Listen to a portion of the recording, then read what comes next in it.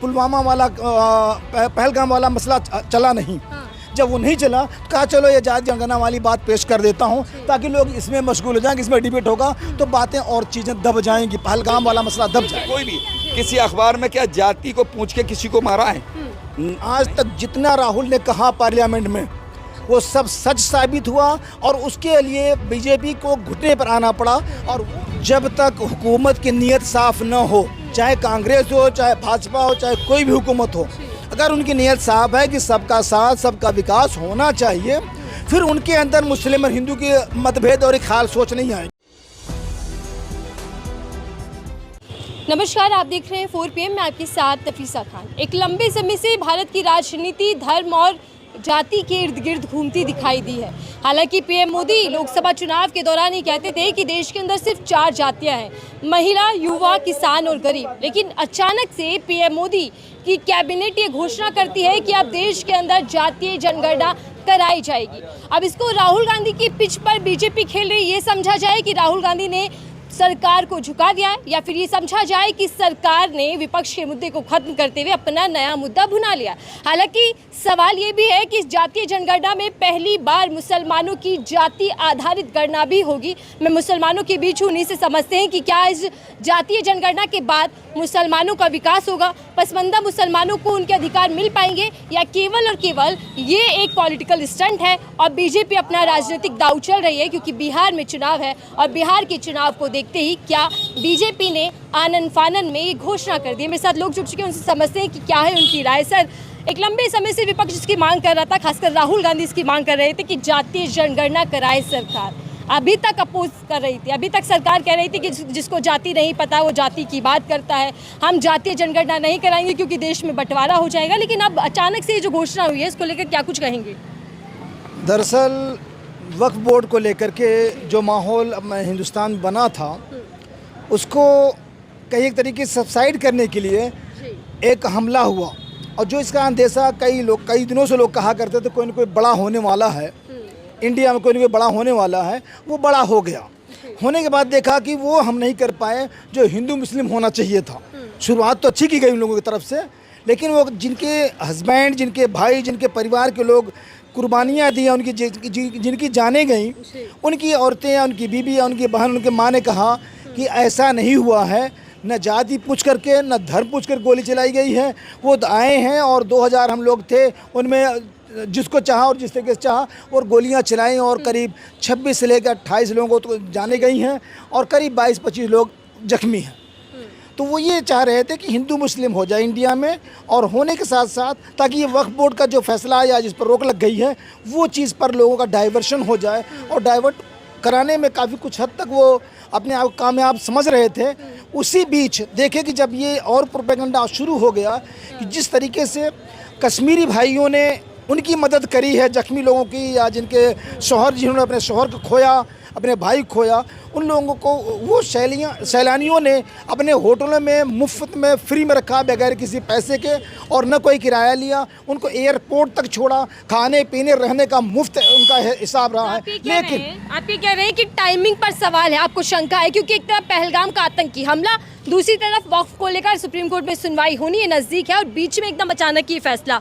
तो आपको लग रहा है कि राजनीतिक तौर पर ही बीजेपी इसको कर रही है? इसमें कोई शक नहीं है। जिस चीज़ को बीजेपी अपने फेवर में, और इवन दो जब आवाज़ हमारे कांग्रेस के जननायक नेता राहुल गांधी आज दशकों से उठा रहे हैं, दसों साल से, लेकिन आज 4 साल से वो ज़्यादा इस पर अग्रसर हैं और अग्रेसिव हैं कि इस पर तो होना ही चाहिए, नहीं होगा तो मैं करा के दिखाऊंगा। उन्होंने कई बार इस बात को पार्लियामेंट में बोला है।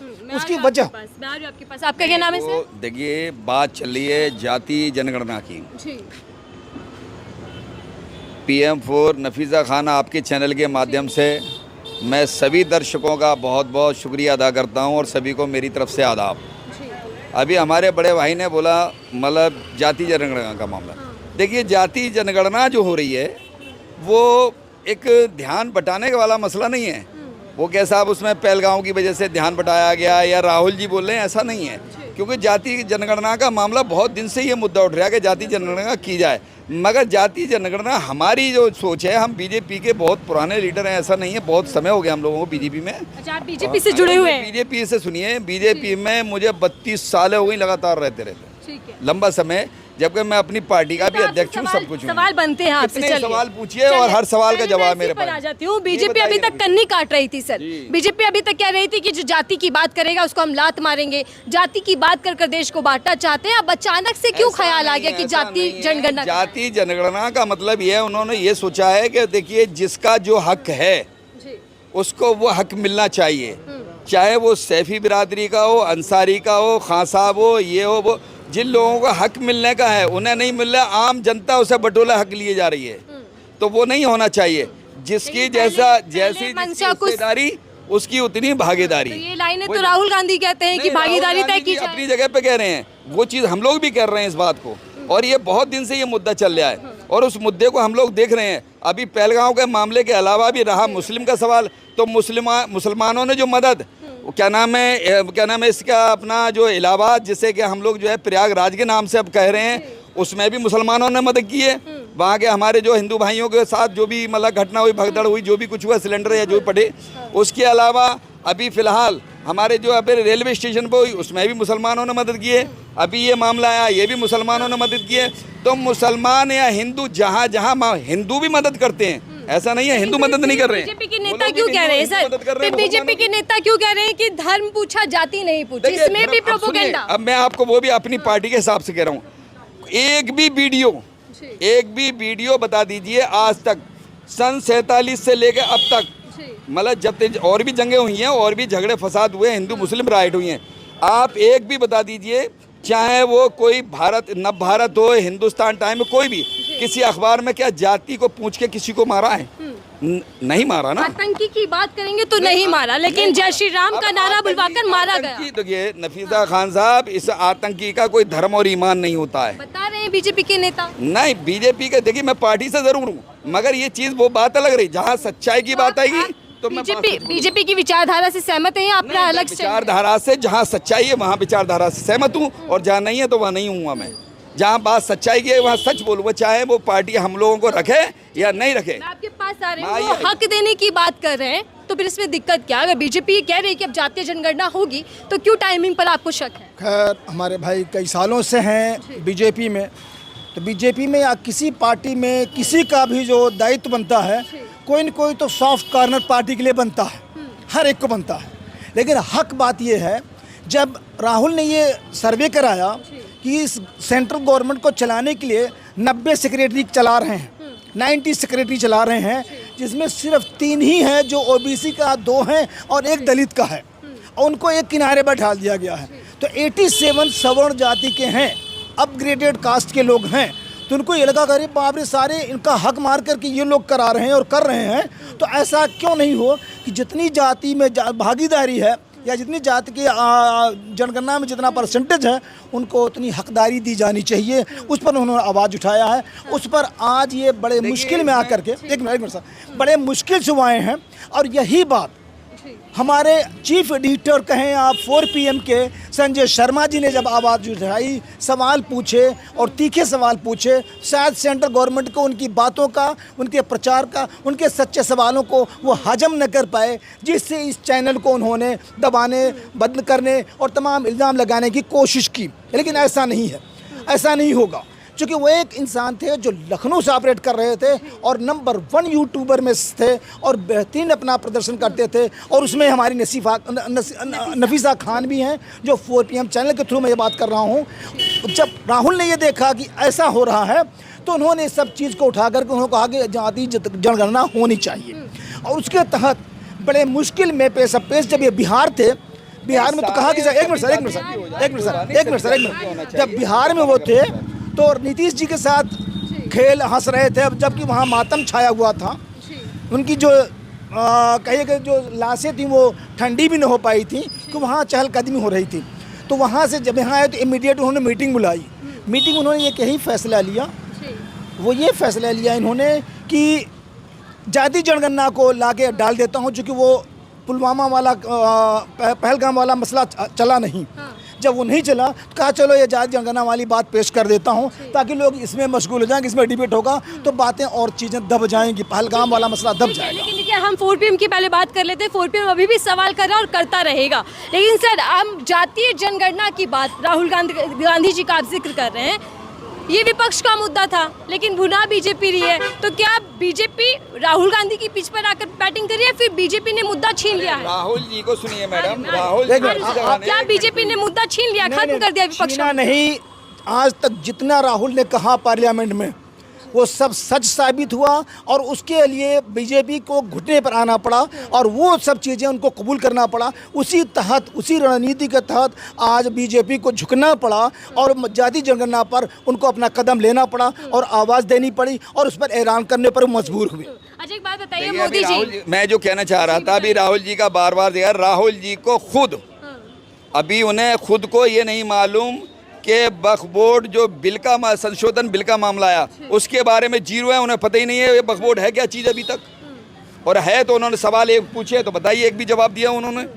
मैं आपसे गैर संवैधानिक बताया जा रहा है। मैं जवाब दे रहा उन्होंने जवाब नहीं दिया। देखिए राहुल राजनीति में पैदा, राजनीति एक अलग चीज़ है मगर जानकारी भी होना जरूरी है ना। जानकारी क्यों नहीं, जानकारी क्यों नहीं है? जब हिंदुस्तान का सबसे बड़ा मतलब और दुनिया का मतलब और जगह वक्फ बोर्ड बहुत से मुल्कों में नहीं है, हिंदुस्तान के पूरी दुनिया का सबसे बड़ा वक्फ बोर्ड जो है हिंदुस्तान के अंदर है, तो राहुल जी को राजनीति में आए हुए 50-20 साल हो गई तो वो अभी वक्फ बोर्ड उन्हें बिल ही नहीं पड़ा। सुप्रीम कोर्ट फटकार बीजेपी को लगाता है, जवाब बीजेपी से पूछिए। देखिए हर कोई भी देखिए मुखालफत काय चीज़ की होती है, मुखालफत का मतलब है, विपक्ष का मतलब है कि विपक्ष में बात करना। अगर विपक्ष बात नहीं करेगा तो एक ही पार्टी चलती रहेगी, दूसरी थोड़ी आ जाएगी। ठीक है, अब मैं ये आपसे जानना चाहती हूँ, पीएम मोदी अभी तक तो सिर्फ 4 जातियां गिनवा रहे थे, युवा, महिला, किसान और गरीब, अचानक से जाति गणना की बात क्यों कर रहे, पलटी क्यों मार ली है? जाति की तो बहुत वक्त से चल रहा था मसला, ऐसा नहीं है पहली बार नहीं है। और देखिए वीडियो विपक्ष उठा रहा था ना मुद्दा, बीजेपी सरकार तो कह रही थी कि हम इसके खिलाफ हैं। उन पे 2011 में उन पे पूरा हुआ ही नहीं।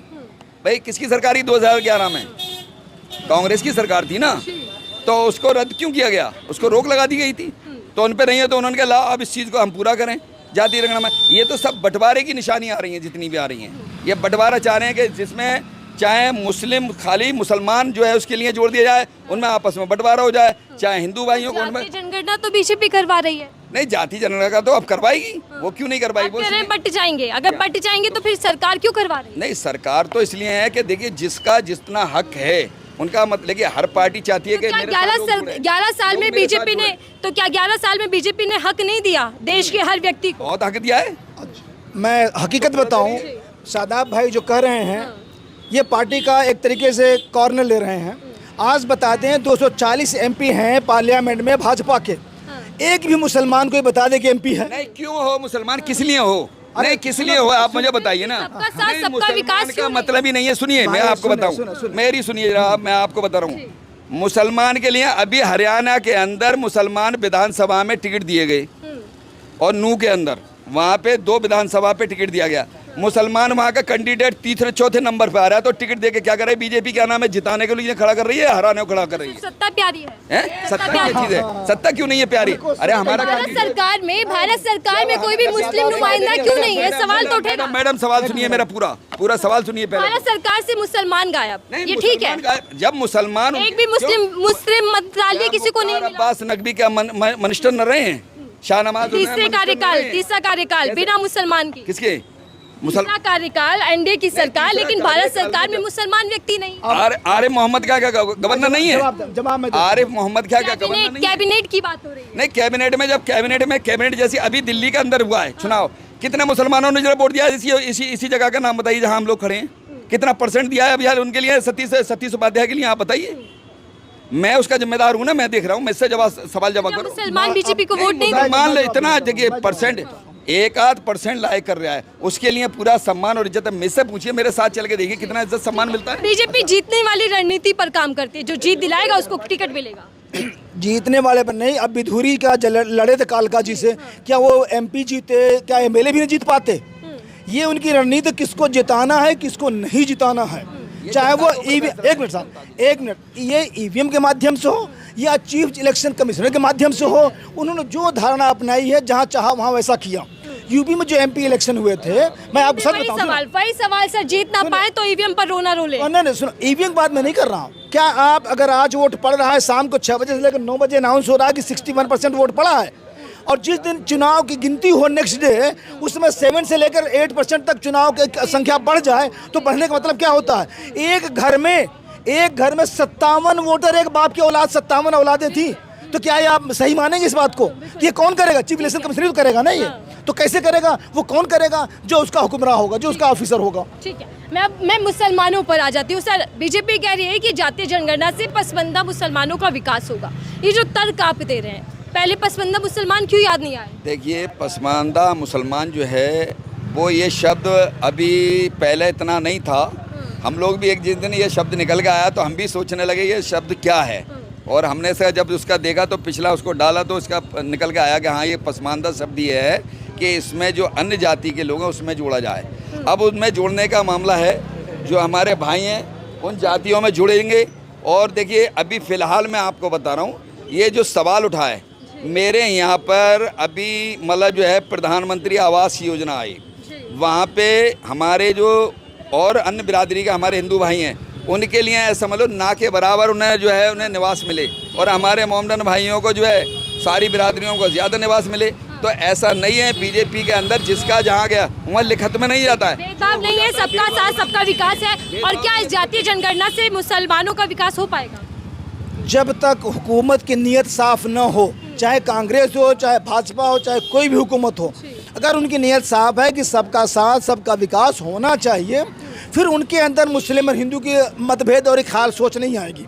लेकिन अब तक जो आज 11-12 साल से चल रहा है, तो टोटली मतलब जाति ही पर हर काम हो रहा है। एक मिनट सर, जो 2 दामाद इनके थे भाजपा आरएसएस के, वो दामाद की तरह रखे गए थे।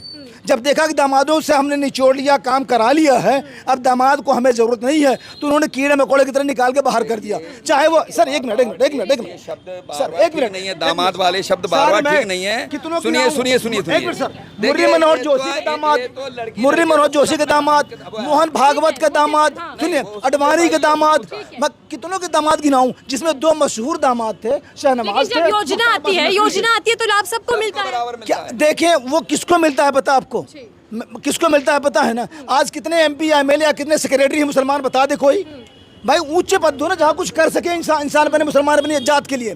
देखिए, जातीय जनगणना की घोषणा हुई, लेकिन समय सीमा तय नहीं हुई, कब होगी इसकी शुरुआत, इस पर अभी भी सस्पेंस बरकरार है। लेकिन बीजेपी ने इसको विपक्ष की जीत बताया जा रहा है। बीजेपी अपनी पिच पर खेल रही है। देखते हैं आने वाले समय में क्या कुछ होता है इस मुद्दे को लेकर। फिलहाल इस रिपोर्ट को लेकर, इस डिबेट को लेकर आपकी क्या राय, जरूर कमेंट बॉक्स में लिखिएगा। देखते रहिए 4PM, मैं थी आपके साथ नफीसा खान। बहुत धन्यवाद।